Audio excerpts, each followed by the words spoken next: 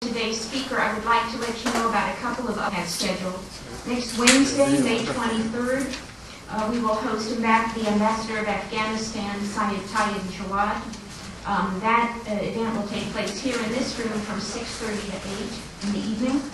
Then on May 31st, we will host a discussion of a new book, Liberty Under Attack, Reclaiming Our Freedoms in an Age of Terror, when we will be joined by David Cole, Ann Beeson, and Stephen Schulhofer, three of the authors. We have flyers detailing both of these events out in the lobby for you. I would also like to remind you that as a courtesy to our speaker and your fellow guests, cell phones should be turned off at this time. Zaki Chehab is one of the Arab world's leading journalists. You have a bio of him on your seats. He has covered the Middle East for local and Western media, including the Washington Post, The Guardian, CNN, BBC. For 25 years, he is political editor of the London-based Hayat and of the Arabic TV channel LBC. His first book, Iraq Ablaze, Inside the Insurgency, provided the first authoritative portrait of the insurgency in all its complexity. It was published to critical acclaim in 2006. Today, Mr. Chehab will be speaking with us about his new book, Inside Hamas, The Untold Story, draws on his unique sources to tell the story of this radical movement. The book is available for purchase, as you know, and he will be signing the books after his remarks. Hamas, inspired by the Muslim Brotherhood in Egypt, arose in the late 1980s and grew in strength in the decades after the signing of the Oslo Accords, the U.S.-sponsored peace process that processed for several years before dissolving entirely after the Camp David II summit in the summer of 2000.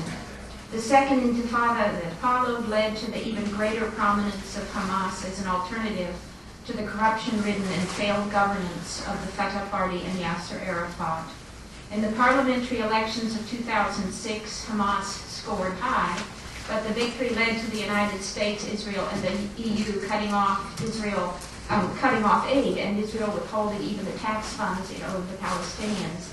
As a result, the Palestinian economy is a shambles.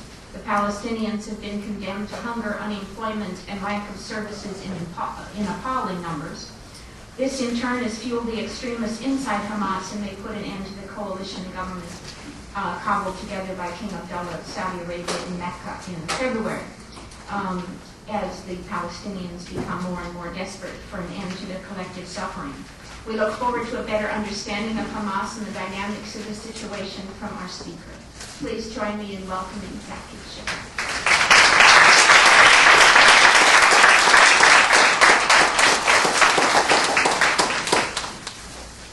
Thank you all for coming. I will try to be brief so we can give you the time to ask questions. In fact, if you want to talk about Hamas, we are talking about an organization which practically came to life late 80s. Their first statement, it was like a couple of weeks after the first intifada in 1987. Hamas, as I was told by its founder, Sheikh Ahmed Yassin, was an organization, became known to many by this name, but practically it's the Palestinian branch of the Islamic Brotherhood International Movement. Sheikh Yassin himself, he told me as well, for many, even inside Hamas, they don't know that he himself was not a member of this Islamic movement till very late. He visited Egypt in the 70s, late 70s, and he was not a member. He was a conservative Muslim who had taught Islamic studies in the years he was teaching, either in UNRWA funded, United Nations funding schools, or after he had retired. This movement, for also many, when it was set up, the Israelis thought, let's encourage this movement to weaken Fatah at that time, who was leading the struggle against the Israelis. And they have thought at that time that the more this Islamic conservative movement have the flexibility to work within the camps, the more Fatah and other liberal Palestinian or even leftist group would be more like weakened as a result of this competition, to the extent that the Israeli intelligence at that time and the civil administration who were responsible for Gaza did not take that long to give Sheikh Yassin permission to establish what so-called the Islamic University, which became later on the nerve command for this Islamic movement. The first proper Kashif weapon was given to Hamas by the Israeli internal intelligence, Shabak, and by someone known for many in Gaza as Abu Sabr. After the Intifada, Hamas have taken different shape.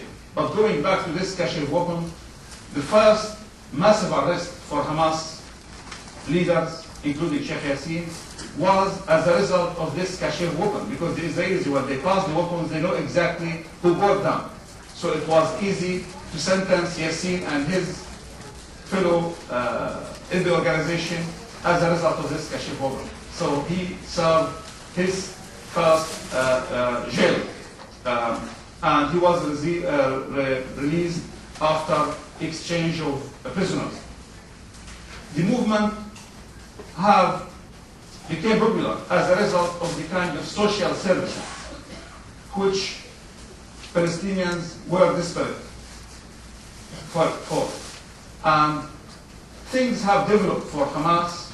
They managed to have very good reputation because of the kind of services they offered the needy and the people who are like desperate. Gaza, for many who have not visited, it's really not a big jail, it's a small jail. And very few Palestinians who were lucky to get permission to cross Eretz crossing and go and work in Israel. For a population in Gaza, I think 10 to 15,000 only were allowed to go and work.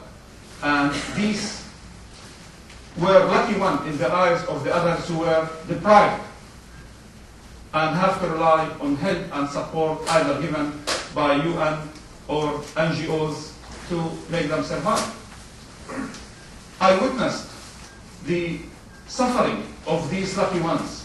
Many of them who were like in Rafah or Khan Yunis have to wake up at 2 o'clock in the early hours of the morning to make this journey at that time to reach Eretz. They used to take this long time because they want to avoid Israeli checkpoints who are like, will stop them at any minute, will ask them to stand aside for an hour. It depends on the mood of whoever at the checkpoint. And then by 5 o'clock or a little bit after 5, they will get to the crossing and then another long wait. By the time they go to Israel, it's about 8 o'clock. To go back to their houses, back in the camps, I think it's about 11 or 12. So it was a journey I don't think anyone was looking forward, but this was their only source of income. So Hamas practically have banked on the sympathy and support received by many who were in need for such help. Hamas' popularity in the Arab and Islamic world also were in the increase, comparing with the criticism Fatah have received, and which was at its best after the Iraqi invasion of Kuwait, because of the stand which have been taken by Arafat and have upset Arab Gulf states to the extent that they stopped financing the PLO, and most of the money which was like going to Fatah Fund or PLO were transformed to Hamas. Far from this, because of the international background of this movement, many wealthy Muslims opted to give money to Hamas, what's so-called zakat money.